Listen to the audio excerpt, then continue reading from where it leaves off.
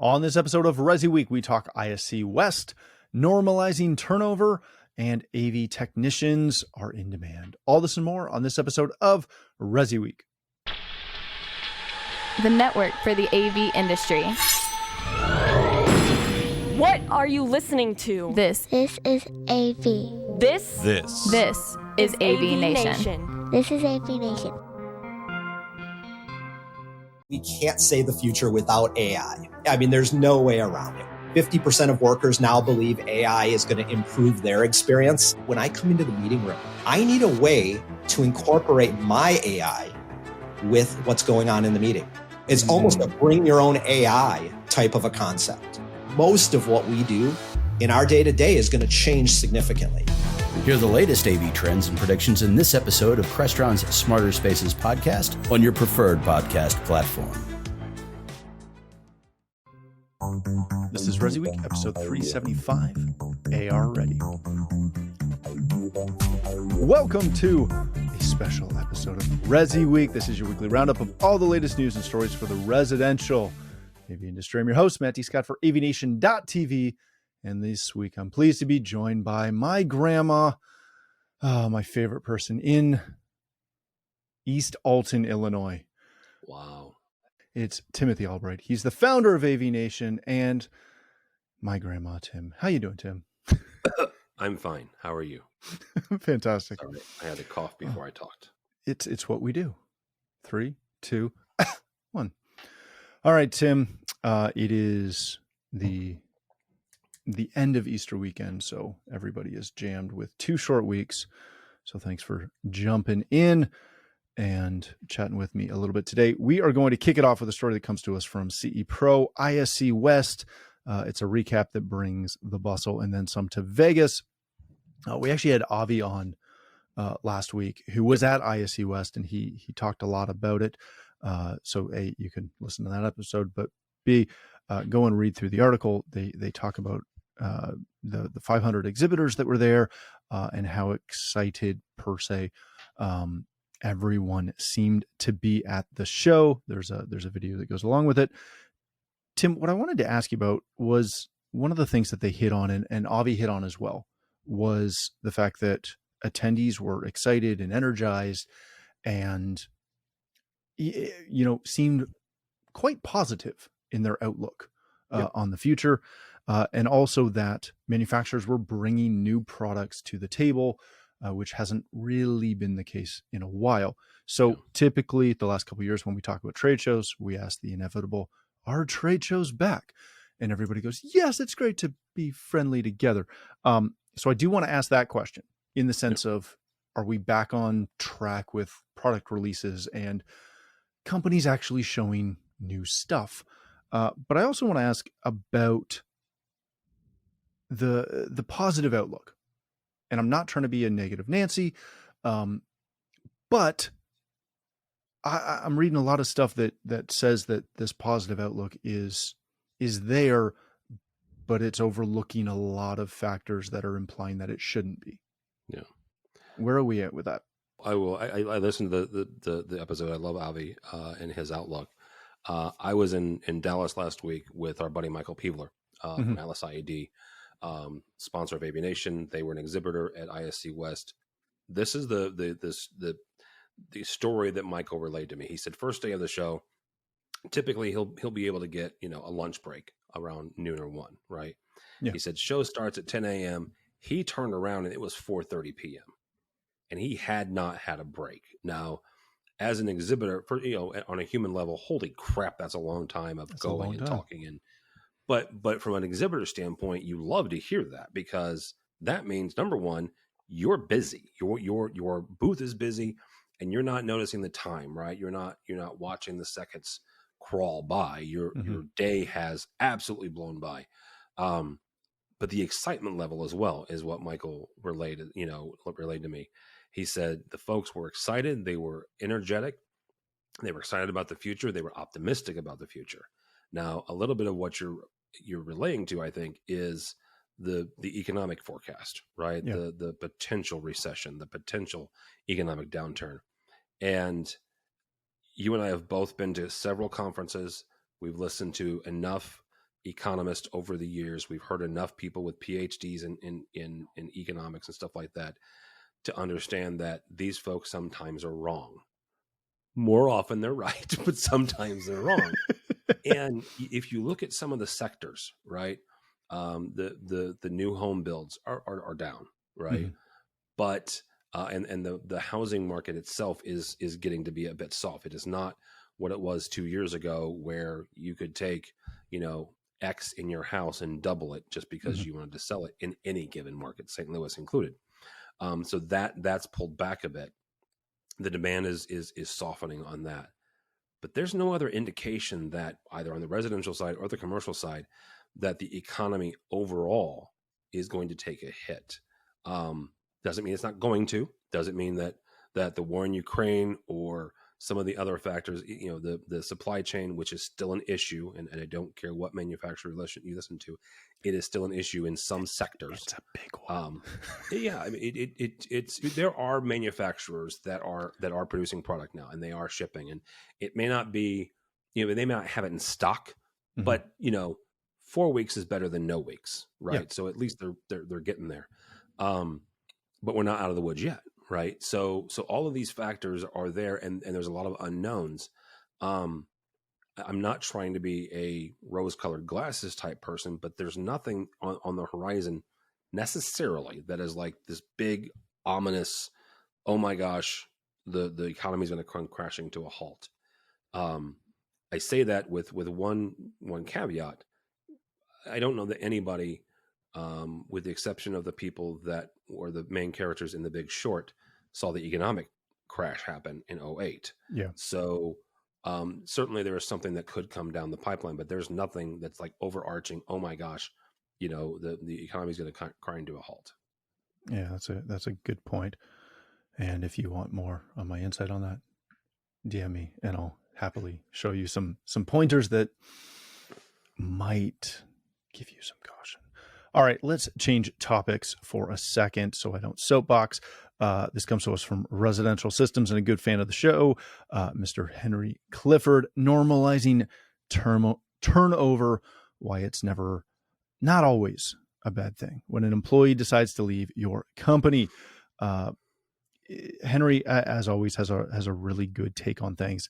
And in this one, he's covering a recent outflow that his company Livewire had last year that they labeled the Texodus, where people were leaving and potentially there was some upheaval. Through it, he goes through kind of the keeper test that they use as far as if someone comes in and hands in their resignation, is that someone that you want to fight to keep? Or is that someone who you go, oh man, I hate to see you go. Don't let the door hit you. Because we've all had those people on both sides of the argument. And in this case, they lost a great employee that moved on to bigger and better things. But in place of that individual leaving, a new electrical person came in that they were very excited to see. Tim, I want to start with you on this because I'll start with you, the only one here. But I wasn't going to say that, but I'm glad you did. We in this channel are not very good at normalizing, to his point, turnover. Turnover is constant. And when you talk to any, especially small business owner that you deal with, they are used to it. They expect it. They know that most employees, especially at a certain level, they've got a life cycle. Maybe it's 2 years, maybe it's 5, maybe it's 10, but a lot of positions have a life cycle. You don't expect to see someone sitting at that, in this case, an entry level or even a mid-level technician for 5 years. They're either going to move up or they're going to move on. What is it about our industry where we seem to be isolated from that? Is it the nature of us typically being smaller businesses where turnover seems to be so cutting and almost taken as like a personal betrayal a lot of times? I would say that the vast majority, what it is it comes down to the small company size, right? It is such a tight-knit group. It is such a tight-knit family that anytime somebody leaves, I mean, if you have a company of 10, well, that's 10% of your work staff, right? Yeah. If 10% of Cisco or 10% of Amazon walked out the door, it would be a major news story, right? If 10% of your company, Matt, walked out the door, I would say it's even bigger, Yeah. right? Because it is such a small group. It is such a small family. CTI this year, my day job, we've got a bit over 600. If 60 people in our company left, that would be huge. That'd be So massive. you look at it from a percentage standpoint, and these 10, 20, $30 million companies are generally ran by less than 50 people. Anything like that, it is a big hit. And the other side of this is, how are you replacing them? You have talked about this. I've talked about this. People smarter than both of us have talked about the labor shortage, not just in the AV industry, but in society at large, but technology as a specific niche there. It's hard to find people, and we can talk about, let's get them in the high schools, let's get them in the trade schools, and let's get them green and educate them. That's great, right? That's a fantastic idea. That doesn't help you tomorrow pull cable, right? That doesn't help you tomorrow commission a system at a $500,000 home. It just doesn't, right? And so, yes, we should be considerate of our long-term plans, of our long-term issues. But where are you going to finish your job that has to be finished next week and next month? And it does go a little bit back to, a little bit of the chip shortage. When the chip shortage dams do break, and I'm not going to, there are different years from different people. Some say this year, some say 24. I have unfortunately heard 25 come out of some people's mouth. Suddenly, the integrators, the residential dealers, the CDN members are going to find that their warehouses are full of equipment that they didn't have a year ago, and they're going to be able to finish these jobs, which is fantastic, except they don't have the people power to do that. So anytime you lose people, it's a big hit. So let me ask you this, and again, I'm sure we've talked about it before, but I have to bring it up again because we talked a couple of weeks ago about trying to get more women into the industry. We've talked about trying to get more diversity into the industry. At the end of the day, we do just need more people in the industry in general. There's been talk about big tech and all the layoffs that big tech has had in the last 6 months. Those people in big tech can't find either jobs, or they're still, the employers are still looking for people when there should be a surplus of talent. In our industry, both resi and commercial, there is not a surplus of talent. There is a massive deficit of talent, and no one has a practical solution for bringing people on. I'll take it this far. I also own a small construction company that specifically does millwork. You would think it would be easy to find a laborer, but we can't even do that. No, we're having the heck of a time finding someone who can literally get paid fairly well to go to the truck and grab a tool and bring it back. Define fairly well, and do I have to be a Canadian citizen? No, and fairly well is, me, fairly well. Yeah. And you get healthcare up here. That's true. I don't think anyone has a solution to this at all. I don't think I have clients that own restaurants that can't get servers. Yep. So where did people go, and what the heck do our service industries? Because that's what we are at the end of the day. Yep. We supply people who facilitate a service. What happens to our industry 5 years down the road if this trend continues or doesn't dramatically increase? We got a business. I mean, that's the straight answer. We got a business. The big get bigger, and the small go out of business or get gobbled up by the bigger ones. The folks that can pay more, the folks that can create a better culture. There's one thing here that pay is one thing, right? And you and I both know stories of people like like Henry that will lose people because of somebody's paying them twice as much depending on the market. Fine, awesome, groovy. You know what? You're a 26, 30-year-old that suddenly somebody's paying you twice as much as what you're making today. dude, go do it. It's not sustainable though. It is not, right? And it's also typically not a great culture. No. Because you have to pay more to get them in your culture and keep them. And that's the one thing that that we're noticing on the commercial side. Again, I'll reference my day job. We have had, I'm not going to say several, or I'm not going to name a number, but we have had quite a few, especially techs, return to the fold, as it were, after you spend a month or 2 or 6 in a culture that, yes, is paying you more money, but no, is not a place you want to be, right? Is not a place you want to spend time. These are not people you want to work with on a daily basis. These are not people you want to be surrounded by, right? Yeah. And so the folks that are in their 20s and early 30s are recognizing that. And I think that is some of what the service industry is seeing. And I'll pick on fast food for a minute. You know, fast food has been a horrible job for years. It was when I was in high school, right? It's thankless. You make minimum wage, right? Which here in the States is like 35 cents. I know in Canada it's $45 an hour, but in the massive. States it's expensive, right? But you have to pay for healthcare. But it's a thankless job, and the managers, and I am painting broad strokes here, so don't at me. The managers, by and large, are not that great, right? Because they're not getting paid well. And finally, through the pandemic and through everything else, folks were finally like, you know what? My life is worth more than minimum wage. And I want to do things that enrich me, that inspire me, that enhance my life. Now, yes, they have to pay bills, right?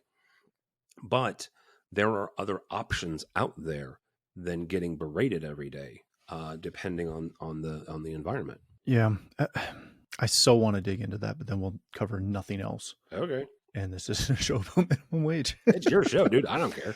Yeah, no, it just it in a sense it ties into a little bit on the next article from CE Pro, where AV technician has been rated as one of the most interesting no degree jobs in the U.S. From a report from Job Sage Reports. In and amongst that, or kind of included in that, front of house AV or audio technician, I should say. Sorry, sound engineer specifically was also included in that grouping, where the average salary for an AV technician, and again, this is U.S. based, so do your math if you want, somewhere between 40 and 60,000 a year, which is okay money. It's not phenomenal money. It's around 20 to $30 an hour, give or take, which again is not bad money. What I wonder about when I see articles like this, and again, you only see these in our trade magazines. If you go in and search for that report in any other service or news org, they're not highlighting the AV technician aspect. No. But in terms of what you said previously, as far as people realizing that, no, they don't want to work fast food because the environment may not be great, they're also not sliding into the AV world or the construction world or anything else. We had, my dad had a driveway done 2 years ago, kind of mid-pandemic-y.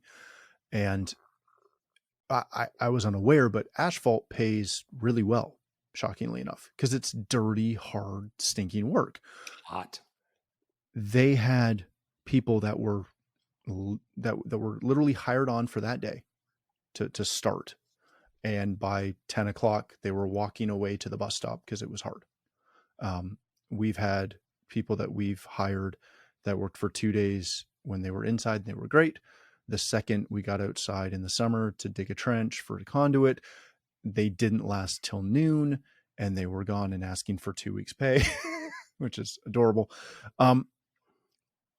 This report would show a positive outlook on getting people into our industry, because again, it's a no degree position. You can make decent money. And you don't have to go to trade school, which is a big one. How do we, as an industry, try to convert this information into anything other than this information, because I don't think, and I'm not going to nitpick immensely on our trade orgs, but this is the thing our trade orgs should be doing, and doing significantly better. Because, and again, I'm going to soapbox for a second. The pushback I always get from the trade orgs is that I, as a business owner, need to get out and do what Henry does, right? And what a couple other people do as far as going into high schools and going into all this other stuff. And we've done that a little bit, and we've tried that, and nothing necessarily comes of it. But we're also not an org that's designed and specifically states in mission statements that they're trying to grow the industry. So how do you convert this information into, heck, 100 people coming into the industry across North America? That would be huge. It'd be massive. I'm actually going to pick on or highlight a mutual friend of ours, and that's Richie Fregosa. Rich's wife, Dawn, has done something like this for years. She has done workforce training for years. She started in the Oakland school system and training inner city kids on how to become chefs and cooks and work in the service industry, work in the computer industry. She's had students present their apps and their startups, right? Incredible success stories. But I would say modeling something after what Dawn's doing, and that is, yes, it's getting in the high schools, but it's getting in the high schools on a level that's showing them the career path.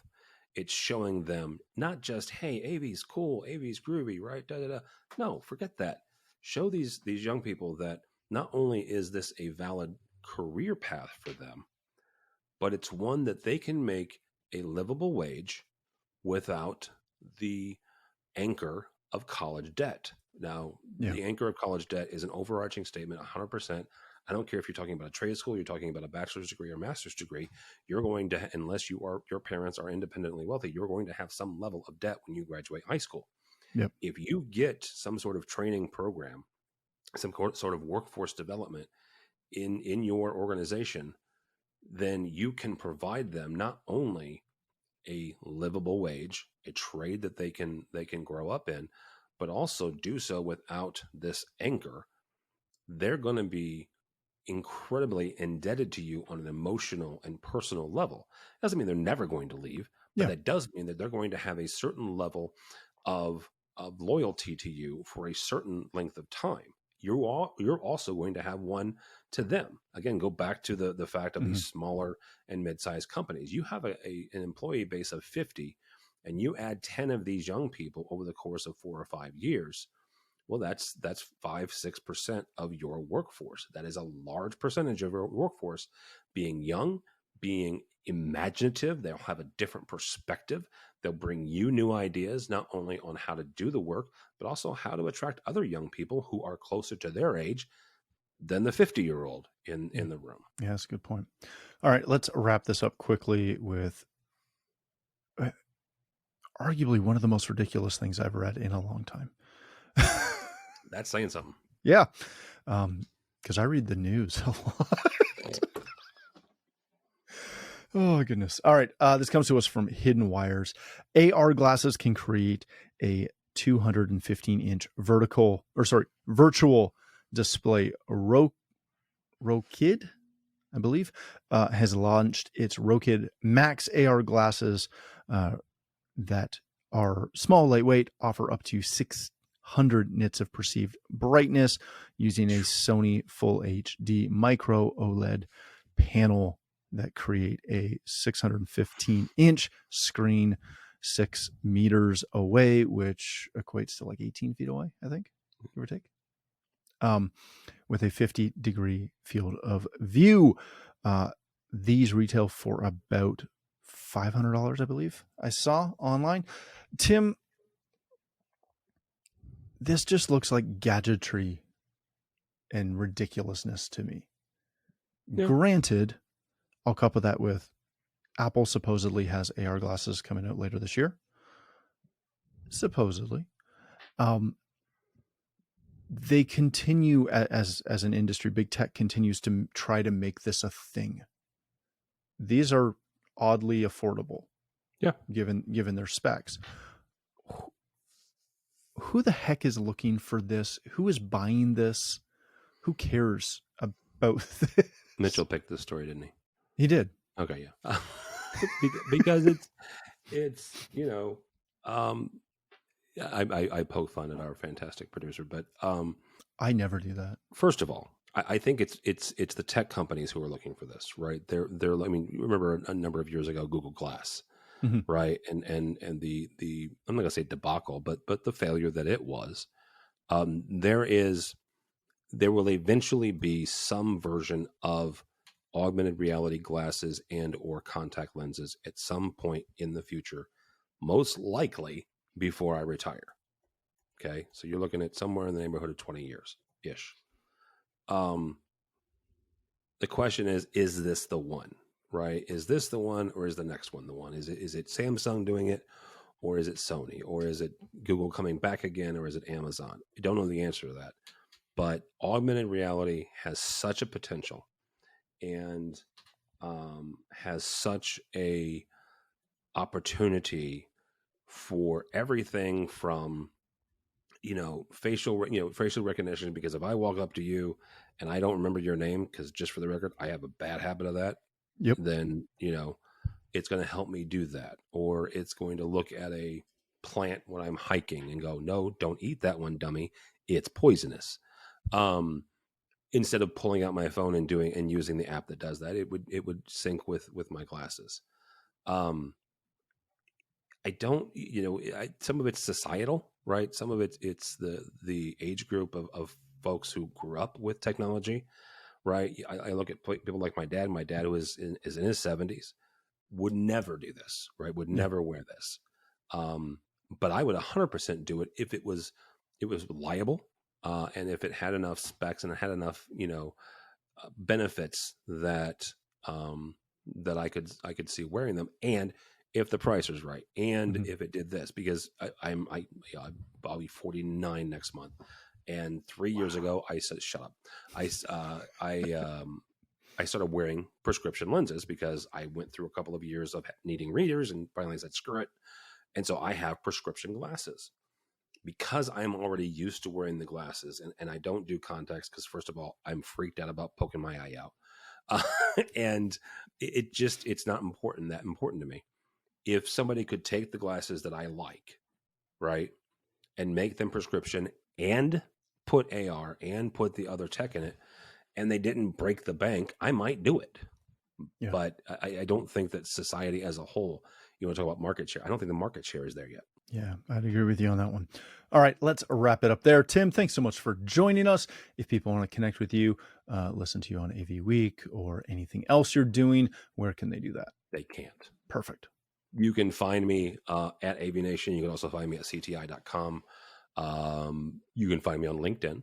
You can find me there, but do not follow me on the Twitters. Well, okay then. Thanks again for joining us. If you'd like to connect with me, you can still find me on Twitter at Matthew Scott and most other social platforms. But more importantly, please visit AVNation.tv, where you'll find this show as well as a wide variety of other shows with all the verticals that we cover. When you visit the website, please take a moment to check out our supporters. We are extremely thankful for their support and ask that you check them out as well. Thanks again for watching. That's all the time we have for this episode of ResiWeek.